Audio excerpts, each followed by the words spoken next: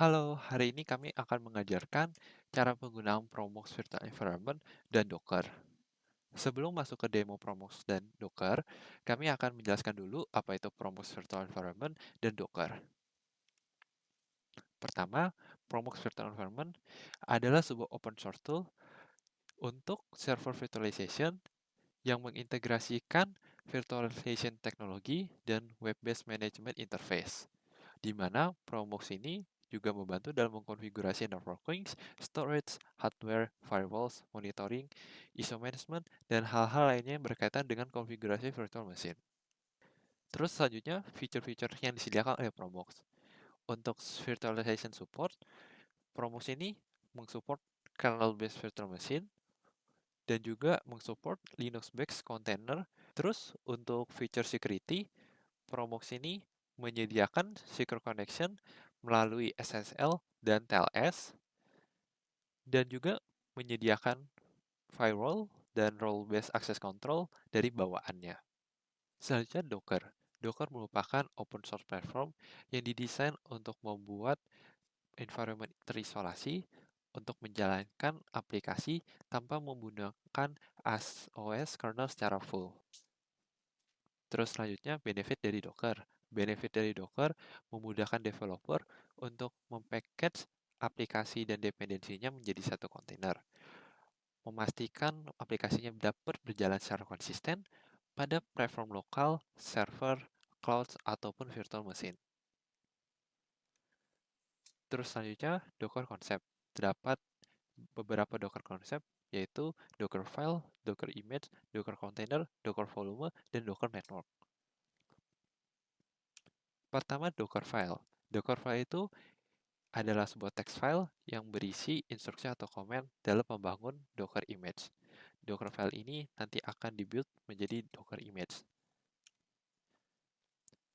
Docker Image adalah ready to run package yang isinya dependensi dari aplikasinya. Docker Image ini dibangun oleh Docker File, dan Docker Image ini sifatnya read-only, sehingga untuk melakukan perubahan pada Docker Image harus dilakukan pada Docker File. Terus Docker Image ini bisa di-run, ketika di-run akan menjadi Docker Container. Docker Container itu pada asetnya adalah aplikasi yang sedang jalan, atau Docker Image yang dimana semua dependensinya sudah siap, sedang berjalan. Selanjutnya Docker Volume. Docker Image filenya itu static, sehingga perubahan yang dilakukan pada saat running container seperti menambah dan mengedit file akan hilang ketika kontainer itu diberhentikan. Docker Volume adalah persistent data storage untuk kontainer yang dibuat dan di-manage dari Docker. Dengan menggunakan persistent data storage seperti volume, data yang sudah diedit masih dapat di-retain walaupun kontainer lifecycle-nya diberhentikan. Selanjutnya, Docker Network. Docker Networking memungkinkan komunikasi antar kontainer ataupun dengan host machine dan external network. Pada contohnya, sebuah database dapat dikonfigurasi untuk dapat diakses melalui Docker Network dengan menggunakan hostname dan portname yang sudah disetting, mencegah public access, dan memastikan keamanannya. Selanjutnya, kami akan melakukan demo menggunakan Promox Virtual Environment dan menjalankan Docker pada dalamnya. Jadi di video ini kami akan mendemonstrasikan apa yang telah kami buat untuk AOL operating system. Nah, di sini kita bakal buat virtual machine dulu. Untuk virtual machine-nya kita bakal buat di Proxmox Virtual Environment yang di booting di bare metal gitu ya. Nah, untuk cara bootingnya itu harusnya kita tinggal download Proxmox ISO image-nya aja. Proxmox ISO. Nah, di sini kita tinggal download aja. Terus habis itu kita bakal butuh USB dan jadikan bootingnya. Nih, create bootable USB pakai Rufus gini. Di boot selectionnya nanti bakal ada pilih aja Proxmox ISO, terus habis itu kemudian start aja. Nah, ini kita butuh sebuah USB gitu ya. Nah, kemudian nanti untuk bootingnya itu kita tinggal masuk BIOS, lalu pilih yang bootable USB gitu ya. Nah ini harusnya bakal langsung ke boot Proxmox gitu. Nanti jadinya seperti ini gitu. Nah kemudian untuk create VM di Proxmox Virtual Environment itu harusnya di kanan atas ini ada create VM. Nah ini VM ID-nya itu yang di kiri ini. Itu harusnya kita bebas mau nomornya berapa selama nggak sama gitu ya.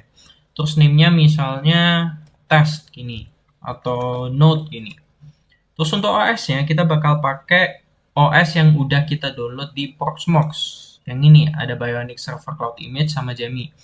Nah, pada umumnya kita bakal pakai .iso, tapi di sini aku mau buatnya itu dengan Cloud Init gitu. Nah, jadi ini Cloud Init image gitu.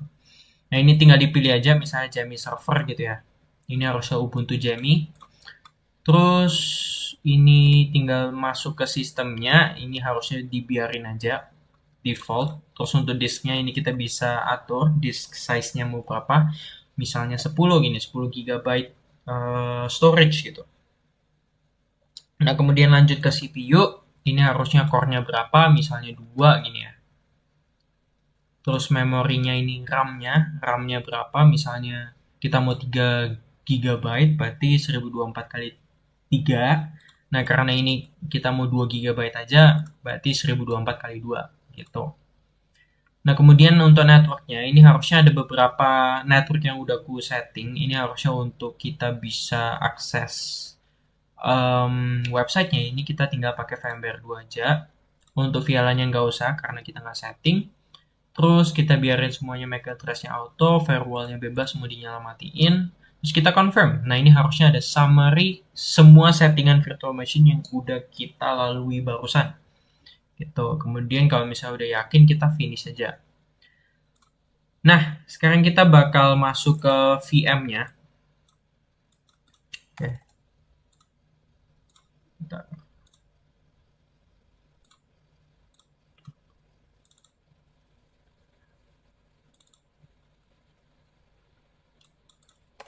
Nah, ini untuk VM-nya.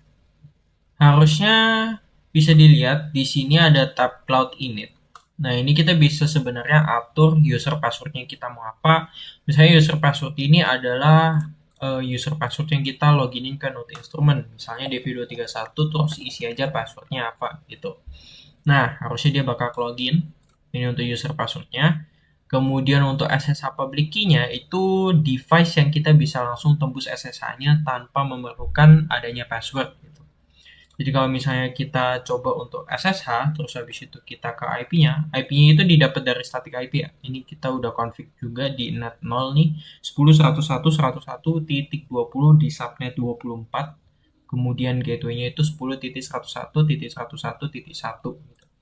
Jadi kalau misalnya kita SSH, dia harusnya langsung masuk tanpa kita perlu nge-prompt password atau masukkan password kita gitu ya. Gitu. Harusnya itu untuk fitur cloud init-nya. Kemudian ada hardware. Hardware ini harusnya semua hardware yang kita udah setting di virtual machine-nya.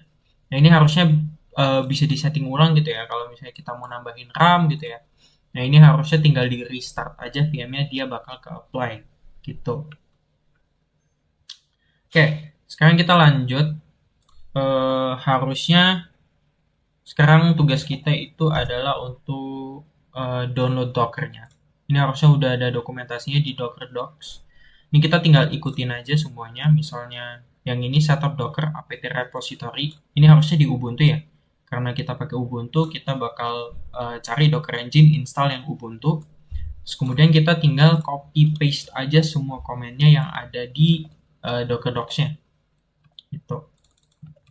Kita copy,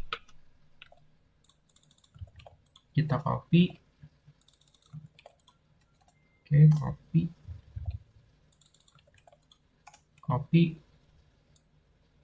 juga copy, kemudian kita sudo apt get update. Lalu di bawah sini harusnya bakal ada komen untuk install docker CLI-nya gitu ya, docker semuanya gitu ya. Nah, ini kita tinggal install aja. Nah, ini karena udah pernah aku install berarti ya dia bakal jadi kayak gitu. Oke, nah kalau misalnya Docker kalau misalnya dicoba Docker PS, harusnya dia bakal ada container ID, image, comment, created, ya kayak gini lah tabelnya gitu ya. Nah, harusnya sekarang udah ku siapin project. Kalau misalnya kita ke cd var www gitu ya. Nah, ini kita alas saja list directory. Nah, ini harusnya udah ada backend, Docker Compose YAML sama frontend. Nah, untuk Postgres data sama Redis data ini harusnya kita bisa delete dulu untuk sementara. rmrf Redis. Oke. Nah, sekarang kita bakal masuk ke Docker Compose-nya. Docker Compose. Nah, ini harusnya bakal ada 4 image yang kita uh, buat gitu ya. Yaitu yang pertama frontend, yang kedua Postgre, yang ketiga Redis, dan yang keempat itu backend. Gitu ya. Nah, kalau misalnya kita lihat di sini, frontend build-nya itu konteksnya ada di titik slash frontend, berarti ada di directory frontend dengan docker file-nya dengan nama docker file D-nya besar. Gitu ya. Nah, kalau misalnya kita cd frontend, ya, terus kita ls, nah ini harusnya udah ada docker file gitu ya. Atau kita ls grab docker file. Nah, ini harusnya udah ada gitu. Jadi nano docker file kita lihat aja, ini harusnya simple gitu ya untuk docker filenya. Ini untuk base image-nya kayak environment-nya gitu ya untuk node gitu ya, node.js. Nah, kemudian untuk working directory-nya kita set di /app, dan untuk package.json-nya ini kita copy dulu. Package.json ini harusnya untuk list dependensi dari npm gitu ya.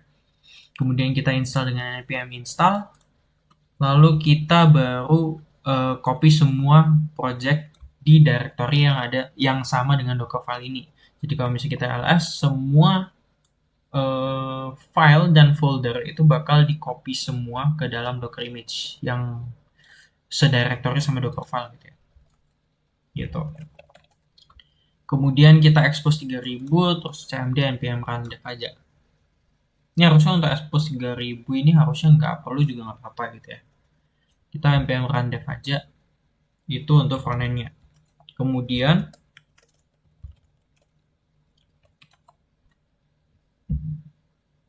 untuk Postgre dan Redis-nya ini harusnya untuk Postgre ini database gitu ya. Jadi ini harusnya bakal ke pool dari image yang udah ada gitu ya. Kita tinggal setting aja Postgre usernya berapa, Postgre passwordnya berapa, Postgre DB-nya apa gitu ya berdasarkan environment. Nah, environment-nya ini harusnya key value-nya udah dikasih sama dokumentasi Postgre gitu ya. Kita tinggal kasih value-nya aja. Nah, untuk volumes-nya ini harusnya untuk supaya kalau misalnya Docker kontainernya itu ke restart atau mati gitu ya. Nah, dia nggak bakal kehilangan data karena semua file system yang ada di Docker image itu bersifatnya statik gitu ya. Jadi kalau misalnya mereka mati, ya udah berarti semua changes yang terjadi di Docker container itu bakal hilang gitu. Makanya kita perlu volumes. Kemudian harusnya ada yang terakhir itu backend. Backend ini harusnya bisa dilihat build konteksnya itu di directory backend. Terus untuk docker file-nya sama, docker file-nya D-nya besar. Jadi kita mau ke backend, lalu ke docker file. Nah, ini harusnya untuk Golang. Harusnya ini base image-nya sama kayak Node.js tadi. Work directory-nya sama di /app. Copy titik-titik ini karena kita mau copy semua file yang ada di directory yang sama dengan Docker file. Terus untuk run go mod download GitHub ini harusnya untuk dependencies gitu ya. Dependency ini kita bisa download aja. Terus untuk run go mod ID-nya itu dia bakal nge-install semua dependensi yang ada di nano go.mod. Nah, yang ini. Yang semua require ini dia bakal nge-install dari yang go mod ID itu. Gitu.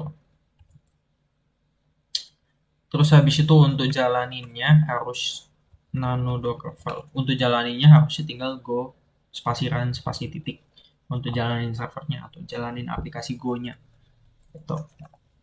Nah, harusnya semua udah all set. Kita bisa tinggal docker compose up ini buat ngejalanin semua kontainer yang ke list di docker compose YAML. Terus untuk dia jalanin di background kita tambahin min d, dan untuk build-nya kita tambahin min build ini. Nah, bisa dilihat di sini bakal nge-create dari backend-nya ada, front-end-nya ada gitu ya. Ini ya. Terus habis itu dia bakal nge-start kontainer Postgres sama kontainer Redis-nya. Nah, kalau misalnya kita ls, di sini harusnya ada directory baru, Postgres strip data sama Redis strip data. Ini didapat dari volume yang kita setting tadi di Docker Compose yang Postgres data dan Redis data ini gitu. Nah, kalau misalnya kita Docker PS itu untuk ngelis semua kontainer yang berjalan, itu harusnya udah ada 4 gitu ya, sesuai dengan Docker Compose-nya. Ini bisa dilihat harusnya ada portnya berapa yang kita expose gitu. Ya, seperti itu. Oke, nah sekarang untuk kita tes ya, kita tinggal harusnya bisa curl http localhost di 8080. Oke. Nah, tadi harusnya lagi dijalanin gitu ya. Nah, ini harusnya bakal ada HTML gitu ya, tapi ini nggak terlalu kelihatan. Jadi kalau misalnya kita akses browser, terus habis itu kita akses saja 100.80, nah ini harusnya bakal ada, ini backendnya, GraphQL gitu ya. Terus untuk frontendnya itu harusnya ada di 5173 strip login. Nah, ini bisa ditunggu aja.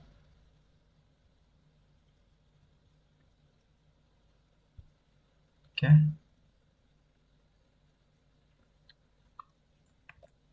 Nah, harusnya seperti ini gitu. Di sini harusnya eh, bakal ada gitu. Nah, ini harusnya kita belum buat akunnya sih. Jadi kita belum bisa login gitu. Record not found ya. Gitu. Nah, harusnya itu semua untuk Docker-nya. Ya, harusnya udah up semua, udah running, udah aman semua gitu ya untuk Docker kontainernya. Tuh. Di sekian, terima kasih.